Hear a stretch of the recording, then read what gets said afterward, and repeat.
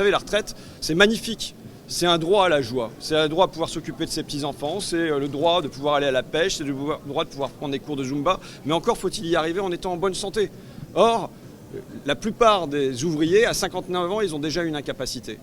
On sait qu'un Français sur 4 à 60 ans, il est ni en emploi ni en retraite parce qu'il a les épaules usées, il a le dos brisé, il a le cerveau épuisé, et c'est des choses qui risquent pas d'arriver à un banquier de l'Élysée ou au conseiller de chez McKinsey. On a plein de solutions pour faire autrement.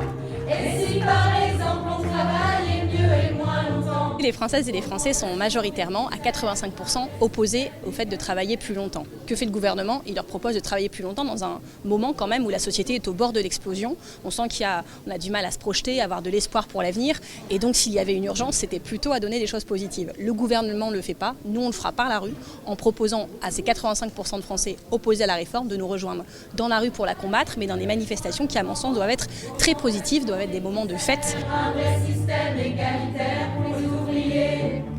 Respect des pénibilités pour les femmes. On voit bien qu'aujourd'hui, tous les voyants sont effectivement ouverts. On a 2/3 des Français qui ne veulent pas de cette réforme. On a l'ensemble des syndicats de salariés qui se mobilisent contre cette réforme. Tous les partis politiques de gauche qui sont au taquet. Et donc ma conviction, c'est qu'on a la possibilité de gagner. Toute la stratégie du gouvernement, c'est d'expliquer qu'ils sont déterminés, qu'ils iront jusqu'au bout, quoi qu'il arrive. Eh bien nous sommes convaincus que le gouvernement n'est pas invincible, qu'on peut gagner si on continue à rester unis. Leur permettre de travailler sans les bambins à s'occuper. Et pour En fait, c'est une réforme qui est injuste et injustifiée. Injuste pourquoi? Parce que tout le monde le sait, mais les classes populaires et les femmes vont être très sévèrement impactées. Et les plus précaires, on n'en parle même pas.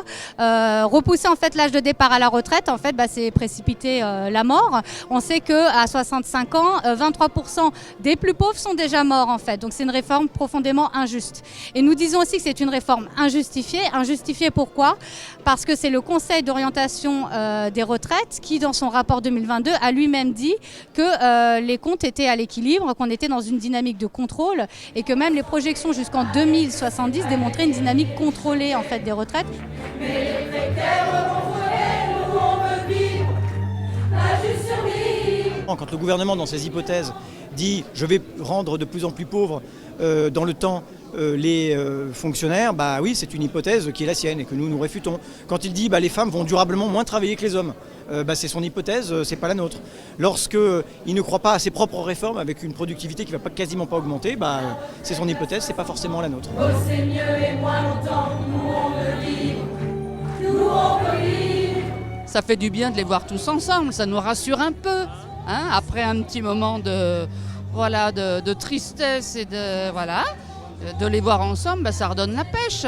Voilà, on a besoin de ça. Surtout avant de se battre. Surtout avant de se battre et pour se donner du courage. Nous on veut vivre, justice.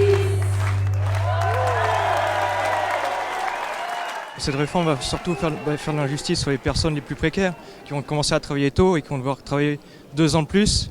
Contrairement à des personnes qui ont fait des études longues où là il y aura moins d'effets pour eux, mais c'est très injuste tout de même. Et puis voilà, nous on sera aussi touchés par cette réforme. Certes on est jeunes, mais dans 40 ans on va être à la retraite, donc ça va nous toucher forcément.